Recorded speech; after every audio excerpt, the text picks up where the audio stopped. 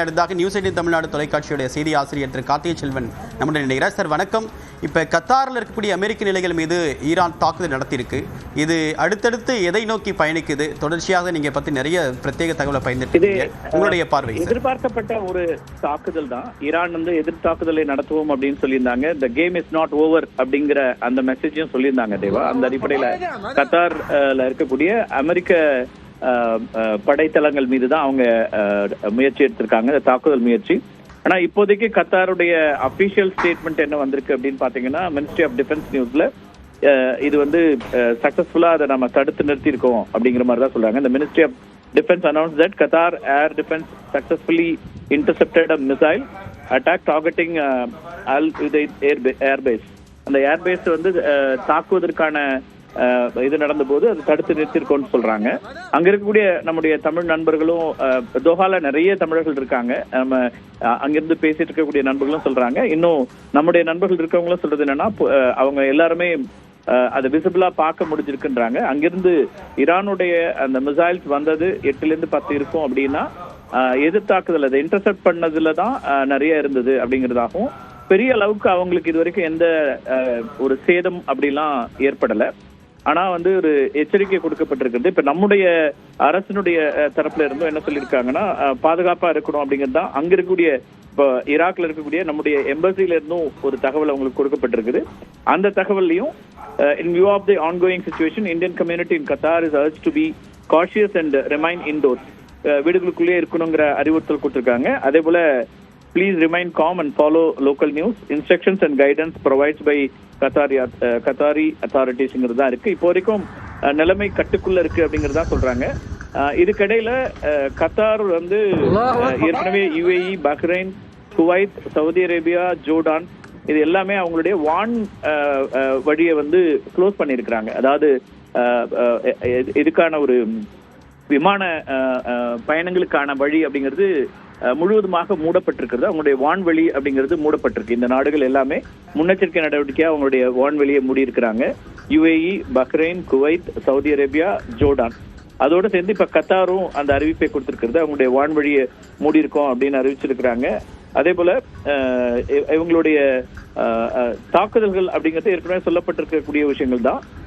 இப்ப அங்கிருந்து சொல்லக்கூடிய அவங்களுடைய உள்துறை அமைச்சகம் என்ன சொல்லுது அப்படின்னா, அவங்களுடைய அங்க இருக்கக்கூடிய மக்களுக்கும் குடிமக்களுக்கும் சேஃப் ரூம்ல இருங்க அப்படிங்கறத அவங்க சொல்லக்கூடியதா இருக்குது. ஏதாவது எமர்ஜென்சினாலும் நீங்க அதுக்கான ஒரு முன்னெச்சரிக்கையோடு இருக்க வேண்டும் அப்படிங்கிற அறிவுறுத்தல் கொடுக்கப்பட்டிருக்கு. தேவா, இது எதிர்பார்க்கப்பட்ட ஒன்று. ஏன்னா அமெரிக்காவுடைய தாக்குதலுக்கு பிறகு ஈரான் ரொம்ப தெளிவா சொல்லியிருந்தாங்க, நாங்க பதில் தாக்குதல் நடத்துவோம், அமெரிக்காவுடைய தளங்கள் எங்கெல்லாம் இங்க இருக்குதோ அதன் மீதெல்லாம் தாக்குதல் நடத்தப்படும் அப்படின்னு சொல்லியிருந்தாங்க. வரக்கூடிய செய்திகள்ல இப்போ ஈரானுடைய ஒரு நீண்ட தூர மிசைல்ஸ், நீண்ட தூரம் சென்று தாக்கக்கூடிய அந்த ஏவுகணைகளுடைய எண்ணிக்கை குறைவாக இருக்கிறது. ஆனா ஒரு நடுத்தர தூர, குறைந்த தூர ஏவுகணைகளுடைய எண்ணிக்கை அவங்கள்ட்ட அதிகமா இருக்கு. அதே போல ட்ரோன்ஸ் வச்சிருக்காங்கன்றாங்க. அந்த அடிப்படையில அவங்களுக்கு அருகில் இருக்கக்கூடிய நாடுகள், அதனுடைய அங்க இருக்கக்கூடிய அமெரிக்க தளங்கள், அமெரிக்க ராணுவ வீரர்கள் இருக்கக்கூடிய தளங்கள், இதுதான் அவங்களுடைய டார்கெட்டா இருக்கு அப்படின்னு தெரியுது. ரஷ்யாவுடைய உதவி பத்தி செல்வா சொல்லியிருந்தா, ரஷ்யா ஏற்கனவே குறிப்பிட்டிருக்காங்க, நாங்க ஆதரிக்கிறோன்ற மாதிரி. அதே போல ரஷ்யாவுடைய முன்னாள் அதிபர் மெத்வதேவ் சொல்லியிருந்தார். அவர் தான் இப்போ புத்தினுக்கான ரொம்ப நெருக்கமா இருக்கக்கூடிய ஒரு தலைவர். அவரும் எச்சரிக்கை கொடுத்திருந்தாரு. ஸோ இது ஒரு அடுத்த கட்டத்தை நோக்கி நகரக்கூடியதா இருக்கு. இப்போது வரைக்கும் பெரிய பாதிப்புகள் எதுவும் ஏற்படவில்லை அப்படின்னாலும், நம்ம இப்போ இந்தியர்கள் தமிழ்நாட்டில இருக்கக்கூடியவர்கள் அப்படின்னு நிறைய பேர் தோஹால இருக்கிறாங்க. அவர்களோடு பேசிய வரைக்கும் அவங்க இதுவரை பாதுகாப்பான ஒரு நிலை தான் இருக்கு அப்படின்றாங்க. ஆனால் அவங்க நேரடியா கண்களால பார்க்க முடியுது வான்வெளியில நடக்கக்கூடிய தாக்குதல்களும் அதை முறியடிக்கக்கூடிய எதிர் தாக்குதல்களும் தொடர்ந்து கொண்டிருக்கின்றன அப்படிங்கறது தான் பார்க்க வேண்டியிருக்கு தேவா. இப்போ ஈரானை பொறுத்த வரைக்கும் அவங்க ஏற்கனவே 2-3 எச்சரிக்கைகளை கொடுத்திருக்காங்க. ஒன்று, இதுல அவங்க தெளிவாக சொன்ன ஒன்றுன்றது பதிலடி கொடுப்போங்கிறதும், நாட் எட் ஓவர் அப்படிங்கிற அந்த மெசேஜ் கொடுத்திருந்தாங்க. அதன் அடிப்படையிலும் அந்த தாக்குதல் நடக்குது. அதே போல அவங்க சில அங்க இருக்கக்கூடிய கடல் மார்க்கமாக கச்சா எண்ணெய் செல்வதையும் தடுப்பது உள்ளிட்ட எல்லா அம்சங்களையும் ஆராயறாங்க. அதுவும் கவனத்தில் இருக்க வேண்டியிருக்கு. நம்முடைய இன்னும் நிறைய நண்பர்கள் தமிழ்நாட்டிலிருந்து அங்க தோஹால இருக்கக்கூடியவர்களும் நம்மோட இணைப்பில் இருக்காங்க. அவர்களுடையும் நீங்க பேசலாம் தேவா. நான் கூடுதல் தகவலோட உங்களோட வரேன். நிறைய விரிவான தகவலை பயந்துட்டீங்க சார். உங்களுடைய தகவல்களுக்கு மிக்க நன்றி. அடுத்ததாக நம்முடைய நியூஸ் 18 தமிழ்நாடு தொலைக்காட்சியுடைய ஆசிரியர் கார்த்திகை செல்வன் இணைகிறார். சார், இப்போ அடுத்ததாக புதிய தகவல் கிடைச்சிருக்கு. சிரியா மீதும் சிரியாவில் இருக்கக்கூடிய அமெரிக்க நிலைகள் மீதும் தாக்குதல் நடத்தக்கூடும் அப்படின்ற ஒரு எச்சரிக்கை கொடுக்கப்பட்டிருக்கிறதா தகவல் இருக்கு. உங்களுடைய முதற்கட்ட கருத்து சார். தேவா, தொடர்ச்சியான இந்த தாக்குதல்கள்ல இப்ப கத்தார் தான் அதிகமா, கத்தார்ல இருக்கக்கூடிய அமெரிக்க தளம் அதை குறிவைத்து தான் நடத்திருக்காங்க. கத்தார்ல இருக்கக்கூடிய தோஹா, அதனுடைய தலைநகர் தோஹால இருக்கக்கூடிய ஒரு ஏர் பேஸ் தான் ஈரானுடைய டார்கெட்டா இருந்திருக்குது. 8-10 மிசைல்ஸ் வந்து அங்க அதன் மீது தாக்குதல் நடத்தப்பட்டதா தெரியுது. அதுல அவங்க இன்டர்செப்ட் பண்ணிருக்கிறாங்க, பாதுகாப்பு அமைப்பின் மூலமாக இன்டர்செப்ட் பண்ணிருக்கிறாங்க. அதுக்கு இடையில ஈரானும் ஒரு விஷயத்தை தெளிவுபடுத்திருக்கிறாங்க. கத்தார் ஒரு நட்பு நாடு, அந்த நாட்டில் இருக்கக்கூடிய மக்களுக்கு எந்தவித பாதிப்பையும் ஏற்படுத்துவது எங்களுடைய நோக்கம் இல்ல, அமெரிக்க தளத்தை மட்டுமே குறிவைத்து நாங்கள் தாக்குதல் நடத்துகிறோம் அப்படிங்கிற அறிவிப்பையும் அவங்க கொடுத்திருக்கிறாங்க. இப்போ வந்து அங்க இருக்கக்கூடிய கத்தார்ல இருக்கக்கூடிய தமிழர்கள் உள்ளிட்ட இந்தியர்கள், நம்முடைய நாட்டை சார்ந்த அத்தனை பேருமே வந்து ஒரு சேஃபா தான் இருக்கிறாங்க. அங்க பொதுமக்களுக்கு இது வரைக்கும் எந்த விதமான பெரிய பாதிப்பும் ஏற்படல.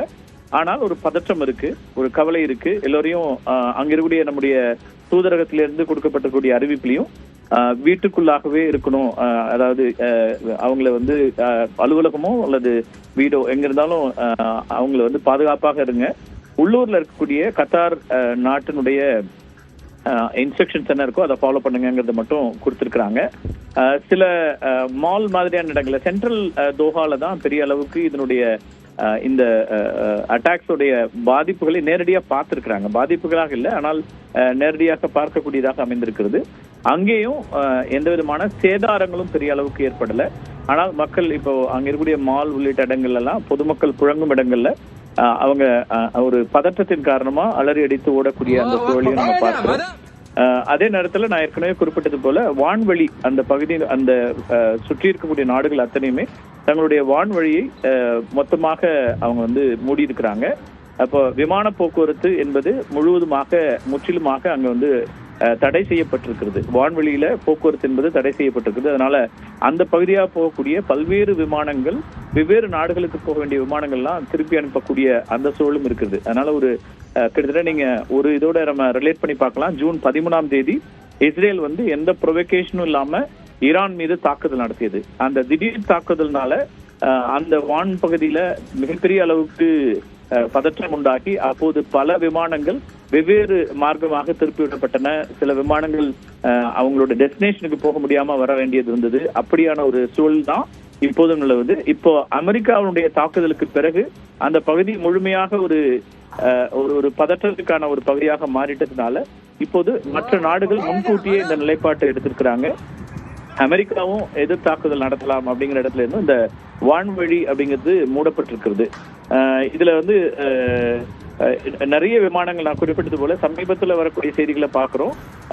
நிறைய விமானங்கள் கத்தார் ஏர்பேஸ் தாக்குதலுக்கு உள்ளாகப்பட்டதுனால ஏர் இந்தியா எக்ஸ்பிரஸ் வந்து டைவர்ட் பண்ணப்பட்டிருக்கு. அது தோஹா பவுண்ட் பிளைட்ஸ் எல்லாம் கொச்சியிலிருந்து தோஹா போக வேண்டியது, அதே போல கொச்சி டு மஸ்கட் போக வேண்டியது. இந்த விமானங்கள் மீண்டும் அவங்க எங்க புறப்பட்டாங்களோ அங்கேயே திரும்பக்கூடியதை பாக்குறோம். கண்ணூர்ல இருந்து, குறிப்பா கேரள மாநிலம் கண்ணூர், கொச்சி இந்த இடங்கள்ல இருந்து கத்தாருக்கு செல்லக்கூடிய அந்த விமானங்கள் எல்லாம் திருப்பி விடப்பட்டிருக்கின்றன. ஏர் இந்தியா விமானம் திருப்பப்படுறதை பாக்குறோம். அதே போல மற்ற விமானங்களும், குறிப்பா வளைகுடா நாடுகள்ல பலரும் கேரளால இருந்து பணியாற்றக்கூடிய சூழல்ல அங்கிருந்து தினந்தோறும் செல்லக்கூடிய விமானங்கள் எல்லாமே திருப்பி விடப்பட்டிருக்கின்றன. அங்க ப்ரிகாஷன்ஸ்க்காக தான் எடுக்கிறாங்க. மற்றபடி இந்த குழுவோ அல்லது பயணிகளோ பாதுகாப்பாக இருக்கிறார்கள் அப்படிங்கிறது இருக்கு.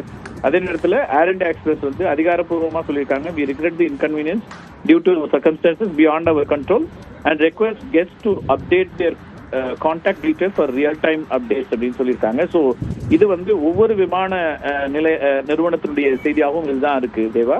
ஏன்னா அந்த இண்டிகோவும் அதே போல ஒரு சர்க்குலர் இஷ்யூ பண்ணியிருக்கிறாங்க. இண்டிகோ விமானத்தை பொறுத்த வரைக்கும் அவங்க ஒரு டிராவல் அட்வைசரி கொடுத்துருக்காங்க மத்திய கிழக்கு நாடுகளுக்காக. அதுல in view of evolving situation in the Middle East, some of our flights may experience delays or diversions.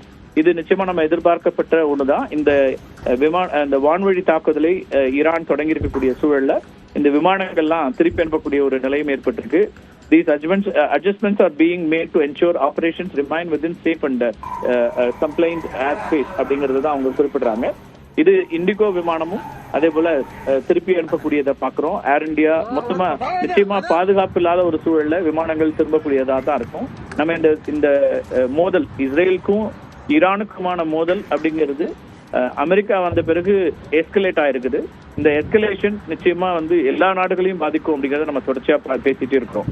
என்னன்னா பொருளாதார ரீதியாக பல பாதிப்புகளை உண்டாக்கும். ஒண்ணு கச்சா எண்ணெயினுடைய விலை உயரும். அதே போல இந்த பாதுகாப்பு வான்வெளி விண்வெளி அந்தந்த வான் பகுதிகளை அந்தந்த நாடுகள் மூடும் போது அவங்களுடைய ஏர்பேஸ் எல்லாம் மூடும் போது நிச்சயமா இதனால விமானங்களுடைய செல்லக்கூடிய தூரம் அதிகரிக்கும், இல்லைன்னா பயணங்கள் கேன்சல் ஆகும். அப்படி பல்வேறு சிக்கல்கள் வரக்கூடியதா இருக்கும். தற்போதைய நிலைமையில பெரிய பாதிப்புகள் இல்லை அப்படிங்கறத கத்தார்ல இருக்கக்கூடிய அவங்க அந்த அரசு நிர்வாகம் சொல்லுது. ஆனால் இந்த ஆக்ஷன்ஸ் டெஃபினட்டா தொடரும் அப்படிங்கிறது தான் ஈரானுடைய செய்தியாக இருந்துச்சு. ஸோ ஈரான் இப்ப கத்தார் மேல இந்த மிசைல் லான்ச் பண்ணது மட்டும் இல்ல, மற்ற நாடுகளுக்கும் இது என்ன நடக்குது அப்படிங்கறத பார்க்க வேண்டியிருக்கு. இப்போது சமீபத்துல வரக்கூடிய செய்தி பாக்குறோம். அமெரிக்க அதிபர் Donald Trump convince situation room meeting as Iran claims attack on US base in Qatar.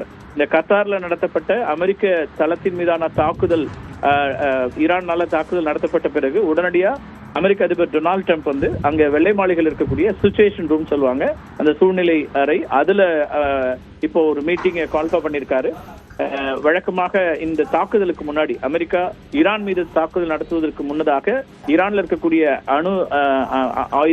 அணு உலைகள் மீது தாக்குதல் நடத்துவதற்கு முன்னதாகவும் இப்படி சிச்சுவேஷன் ரூம்ல தான் அவங்க டிஸ்கஸ் பண்ணாங்க. அங்கிருந்து தான் இன்ஸ்ட்ரக்ஷன்ஸ் கொடுத்தாரு.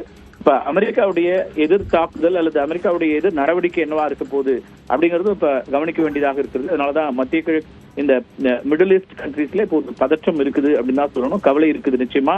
ஆனால் மக்களுக்கு பெரிய பாதிப்புகள், பொதுமக்களுக்கு இதுவரைக்கும் எந்த பாதிப்புகளும் ஏற்படல. கத்தார்ல நடத்தப்பட்ட தாக்குதலுக்கும் ஈரான் ஒரு கிளாரிட்டி எடுத்துக்கிறாங்க அப்படிங்கறதை நம்ம பாக்குறோம்.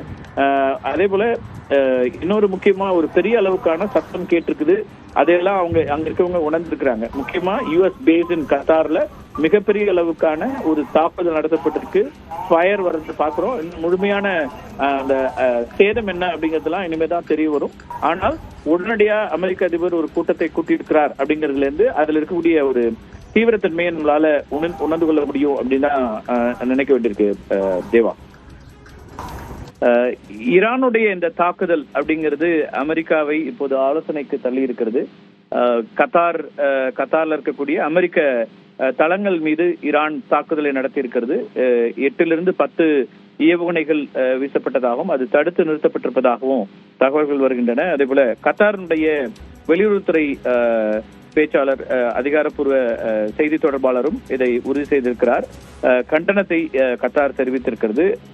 அதே நேரத்துல பெரிய பாதிப்புகள் எதுவும் ஏற்படவில்லை என்றும் அங்க இருக்கக்கூடிய மக்கள் அமைதியாக இருக்கணும், எந்த பதற்றமும் வேண்டாம் அப்படிங்கிற ஒரு கருத்தையும் குறிப்பிட்டிருக்கிறாங்க.